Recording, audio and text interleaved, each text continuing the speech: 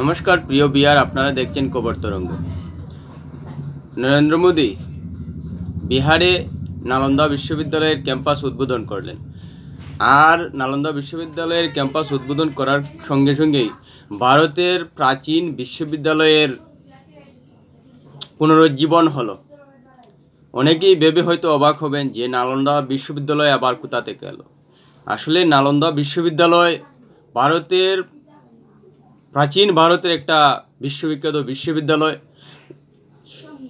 427 খ্রিস্টাব্দে যার উৎপত্তি হয়েছিল এবং যখন বখতিয়ার খিলজি 1193 খ্রিস্টাব্দে নালন্দা বিশ্ববিদ্যালয়কে ধ্বংস করে দিয়েছিল, তখন বা চীনা পরিব্রাজক হিউয়েন সাং যখন বিহারে এসেছিলেন, তখন তার লেখায় জানা যায় যে 10,000-এর উপর ছাত্র ছিল এবং তারা আবাসিকভাবে অর্থাৎ বিশ্ববিদ্যালয় থেকে লেখাপড়া করতেন এবং 2,000-এর উপর শিক্ষক ছিলেন। এখন ভাবুন যে প্রায় 1,000 বছর আগে সেই বিশ্ববিদ্যালয় কতটুকু রমরমা ছিল, যখন বা পুরো বিশ্বে কোনো বিশ্ববিদ্যালয় ছিল না, তখন ভারতে রমরমিয়ে চলছিল নালন্দা বিশ্ববিদ্যালয়।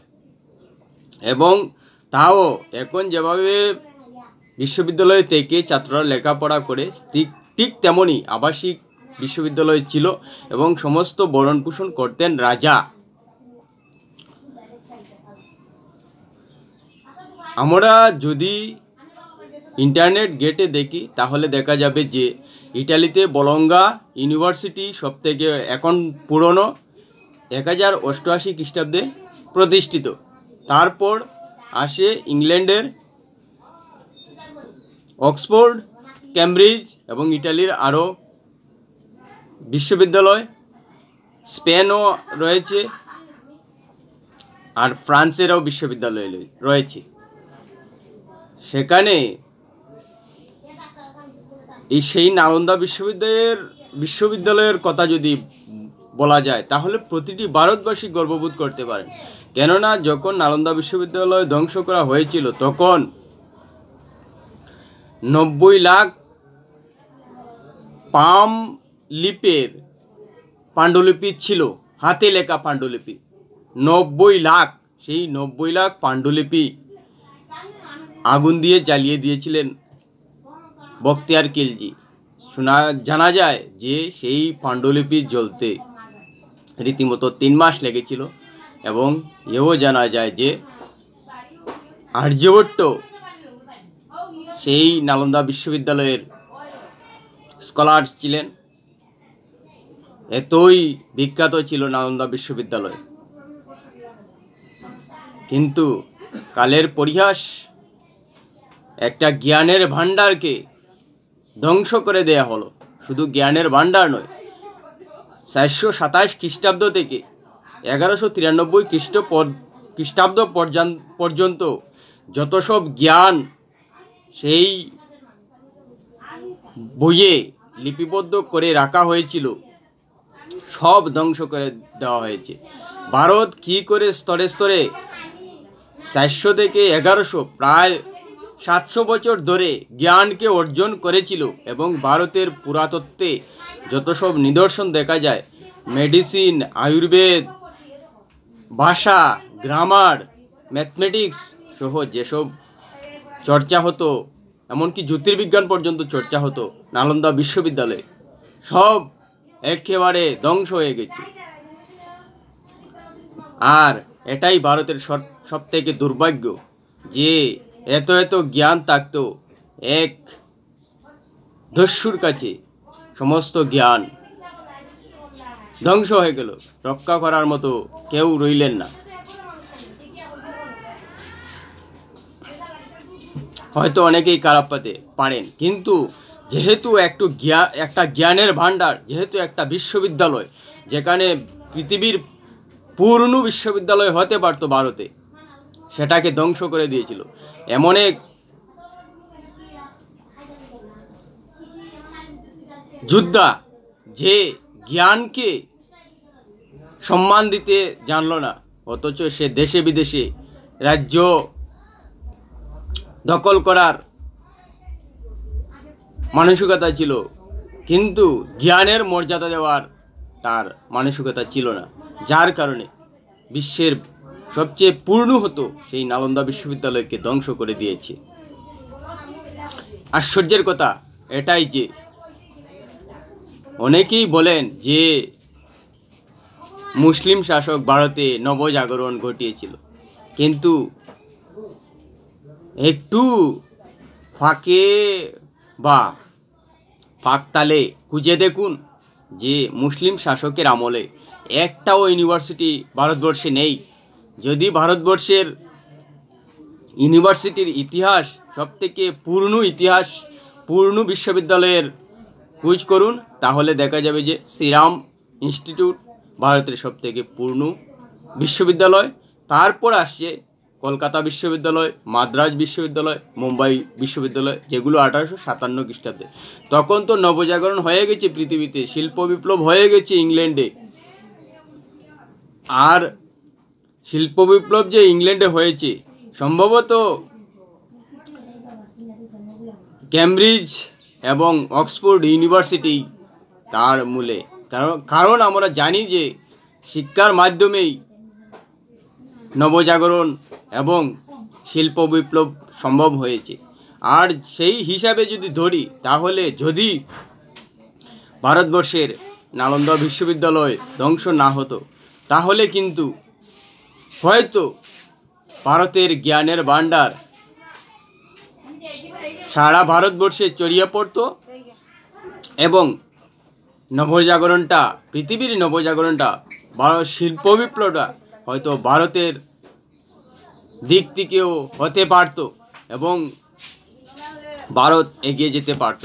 বিশ্বগুরু হোক বা না হোক, সেটা একটা বর্তমানের ট্রেন্ড, সে ট্রেন্ডেই যাচ্ছি না, কিন্তু এটা বলে দেওয়া যায় যে 1000 খ্রিস্টাব্দের পর থেকে যে ইউরোপে বিশ্ববিদ্যালয়ের সূচনা হয়েছিল, তারপর থেকে ইউরোপ কিন্তু লাগাতার উন্নত হয়েছিল। অর্থাৎ ধরা যায় যে মানব সভ্যতার ইতিহাসে 1000 সালের পর থেকেই মানুষ নতুনভাবে ভাবতে শুরু করেছে, বৈজ্ঞানিকভাবে ভাবতে শুরু করেছে।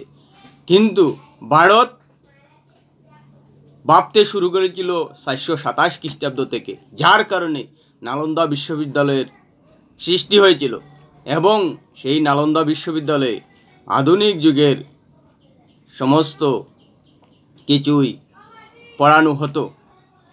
আর যদি নালন্দা বিশ্ববিদ্যালয় ধ্বংস না হতো, তাহলে কিন্তু শিক্ষাদীক্ষার দিক দিয়ে ভারত বর্তমানে যে অবস্থানে রয়েছে তার থেকে আরও উন্নত হতে পারত। একেবারে নিশ্চিত বলা যায় যে নালন্দা বিশ্ববিদ্যালয় ভারতের শিক্ষাক্ষেত্রে একটা গুরুত্বপূর্ণ পদক্ষেপ নিত এবং ভারতের মানুষকে আরও শিক্ষিত করতে পারত এবং আরও বিজ্ঞান মনস্ক করতে পারত। কারণ আমরা জানি যে একটা বিশ্ববিদ্যালয়ের অবদান কতটুকু, এবং যেহেতু নালন্দা বিশ্ববিদ্যালয় ধ্বংসের পর আর লেখাপড়ার দিক দিয়ে তেমন একটা স্বীকৃত শিক্ষা প্রতিষ্ঠান ছিল না, যার কারণে ভারত একেবারেই সমুদ্রে ডুবে যাওয়ার মতো তলিয়ে গিয়েছিল, যা থেকে ইংরেজ এসে ভারতকে উদ্ধার করেছিল। কিন্তু যদি নালন্দা বিশ্ববিদ্যালয় থাকতো, তাহলে নিশ্চিত যে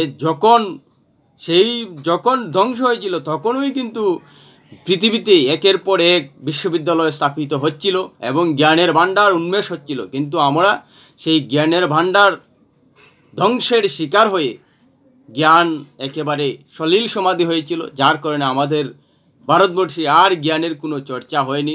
এরপর তো শুরু হয়ে গিয়েছিল ইসলামিক শাসন ব্যবস্থা, যে শাসন ব্যবস্থায় কোনো জ্ঞানের ভাণ্ডার প্রতিষ্ঠিত হয়নি, কোনো শিক্ষা প্রতিষ্ঠান প্রতিষ্ঠিত হয়নি, যার কারণে ভারতের সেই জ্ঞানের ভাণ্ডার, সেই শিক্ষা প্রতিষ্ঠান থেকে আর শিক্ষার চর্চা আর জ্ঞানের চর্চা হয়নি। আর এজন্যই ভারত এক লাফে প্রায় 1400 বছর পিছিয়ে গেছে শিক্ষার ক্ষেত্রে, যা থেকে 1857 খ্রিস্টাব্দে ইংরেজ এসে উদ্ধার করেছিলেন। এবং 1857 খ্রিস্টাব্দের পর থেকেই যদি ভারতের বর্তমান শিক্ষা ব্যবস্থায় এতটুকু উন্নতি হয়, তাহলে এবার ধরুন যে 1193 খ্রিস্টাব্দে যদি নালন্দা বিশ্ববিদ্যালয় ধ্বংস না হতো, তাহলে আজকের ভারতবর্ষ কতটুকু শিক্ষিত হতো, আজকের ভারতবর্ষ কতটুকু শিক্ষায় এগিয়ে যেতে পারত। হয়তো ইংরেজদের সঙ্গে আমেরিকানদের সঙ্গে, যেহেতু আমেরিকানরা ইউরোপের অভিবাসী, তাই ইউরোপকেই ধরা যায়, ফ্রান্সের সঙ্গে, স্পেনের সঙ্গে, ইতালির সঙ্গে, জার্মানির সঙ্গে জ্ঞানের দিক দিয়ে, শিক্ষার দিক দিয়ে টক্কর দিতে পারত। কিন্তু ভারতের দুর্ভাগ্য, ইসলামিক শাসক বখতিয়ার খিলজি ভারতকে একেবারে সরিল সমাধি করে দিয়েছে শিক্ষার দিক দিয়ে, আর ভারত পিছিয়ে গেছে। অনেকেই হয়তো খারাপ পেতে পারেন, কিন্তু এখানে বলা যায় যে ইসলামিক শাসনে কোনো বিশ্ববিদ্যালয় প্রতিষ্ঠিত হয়নি। আর এটা তো আমরা জানি যে মানব সভ্যতার উন্নতির ক্ষেত্রে শিক্ষা একটা গুরুত্বপূর্ণ ভূমিকা নেয় এবং সেটা প্রমাণিত। কিন্তু সেই শিক্ষা প্রতিষ্ঠান ইসলামিক শাসনে প্রতিষ্ঠিত হয়নি, অর্থাৎ তারা শিক্ষাকে কোনো দিনই গুরুত্ব দেয়নি। যদি গুরুত্ব দিত, তাহলে কিন্তু ভারতবর্ষে যেভাবে বিভিন্ন ধরনের পুরাতত্ত্বের দিক দিয়ে বিভিন্ন আর্কিটেকচার এবং বিভিন্ন মন্দিরের আদলে বা মন্দিরের মাধ্যমে বিভিন্ন স্মৃতিচিহ্ন দেখা যাচ্ছে, হয়তো সেগুলো আরও উন্নত হতে পারত এবং আরও জমজমাট হতে পারত ভারতে।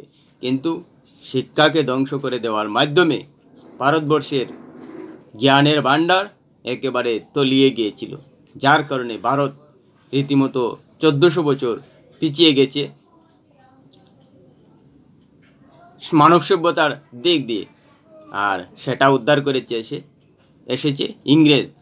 আসলেই ভারতের দুর্ভাগ্য যে নালন্দা বিশ্ববিদ্যালয়, যে বিশ্ববিদ্যালয়ে কারো শত্রুতা করার তো কথা নয়, সেখানে কোনো রাজাও নেই বা কোনো শাসনও নেই, সেটা তো একটা বিশ্ববিদ্যালয়। সেখানে ছাত্র এবং শিক্ষক একনিষ্ঠ মনোভাবে লেখাপড়া করত, কিন্তু তার প্রতি কেন বখতিয়ার খিলজির এত শত্রুতা ছিল? আসলেই এইসব শাসক মানব সভ্যতার শত্রু ছিল, যার কারণে মানব সভ্যতার উন্নতিকে একেবারে ধ্বংস করে দিয়েছিল। সেটাই দুর্ভাগ্যজনক ভারতের কাছে। না হলে কিন্তু আজকের ভারতবর্ষ অন্ততপক্ষে এটা নিশ্চিত বলা যায় যে বিশ্বগুরু হোক বা না হোক, অন্ততপক্ষে শিক্ষার দিক দিয়ে নালন্দা বিশ্ববিদ্যালয় ভারতের মানুষকে একটা সম্মানজনক আসনে বিশ্বের দরবারে প্রতিষ্ঠিত করতেই পারত। কিন্তু সেটা হলো না। কেননা যদি নালন্দা বিশ্ববিদ্যালয় থাকতো, তাহলে কিন্তু তখন যে আমরা বিশ্বের ইতিহাস দেখতে পাই, তখন থেকেই কিন্তু একের পর এক বিশ্ববিদ্যালয় প্রতিষ্ঠিত হচ্ছিল এবং নালন্দা বিশ্ববিদ্যালয় ভারতের ইতিহাসে, ভারতের ভৌগোলিক অবস্থানে, ভারতের সামাজিক ব্যবস্থায় আরও বিশ্ববিদ্যালয় স্থাপন করতে উৎসাহ দিত। কিন্তু সেটা হলো না, সেটাই ভারতের সবথেকে দুর্ভাগ্যজনক। কিন্তু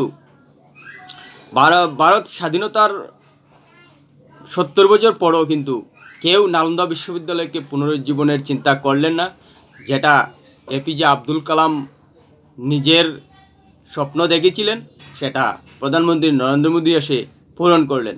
এবং নালন্দা বিশ্ববিদ্যালয়কে এতটাই গুরুত্ব দেওয়া হচ্ছে যে ক্যাম্পাস উদ্বোধনের সময় 17টি দেশের প্রতিনিধি ছিল। এবং এটাও জানা যায় যে নালন্দা বিশ্ববিদ্যালয়ে সারা বিশ্ব থেকে ছাত্র এসে লেখাপড়া করতেন। এবার ভাবুন যে ক্যামব্রিজ, অক্সফোর্ড এসব বিশ্ববিদ্যালয়ে সারা বিশ্ব থেকে ছাত্ররা লেখাপড়া করেন।